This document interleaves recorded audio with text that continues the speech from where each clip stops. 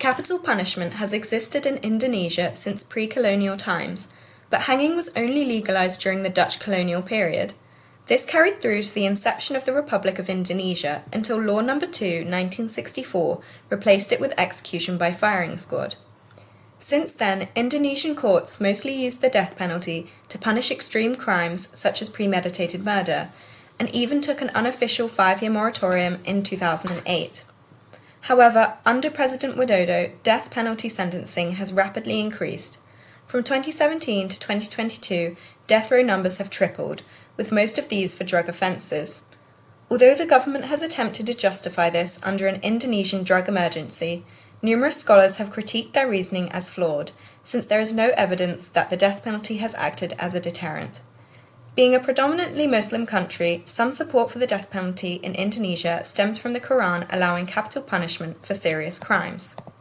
You might be surprised to learn that the death penalty isn't limited to just 1 or 2 extreme crimes. In fact, it's scattered across several laws. Picture this, a web of legislation with Article 10 at the centre. Article 10 of the Criminal Code legalises the death penalty in the list of basic punishments.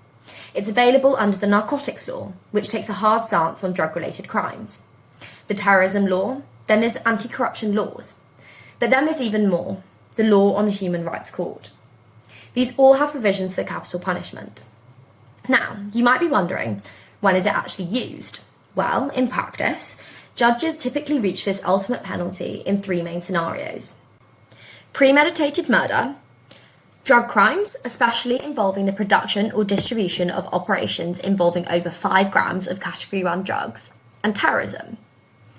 This wide-ranging application of capital punishment underscores its deep roots in Indonesia's legal system, sparking ongoing debates about justice and human rights.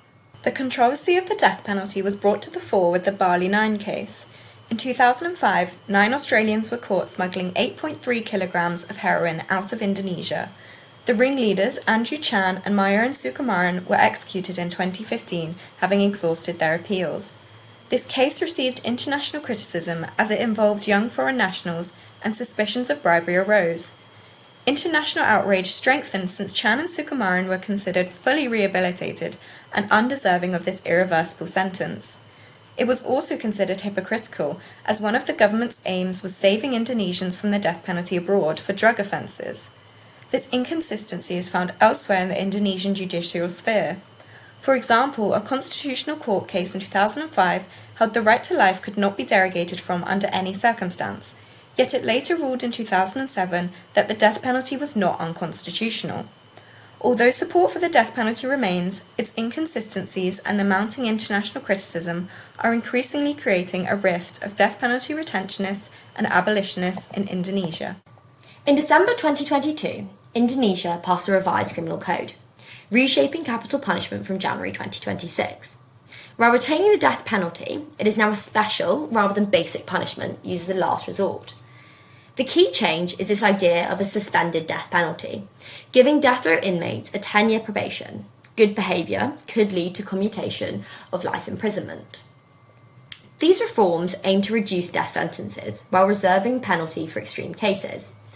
Although not officially Islamic, Indonesia's large Muslim population influences laws, with some arguing that changes reflect Islamic principles of justice and forgiveness. However, new complexities arise. Judges have significant discretion, and the psychological impact of a decade-long probation on death row is concerning. As Indonesia implements this reformed death penalty, close monitoring and clear guidelines will be crucial for a fair application. The world watches to see if this system can balance justice and mercy.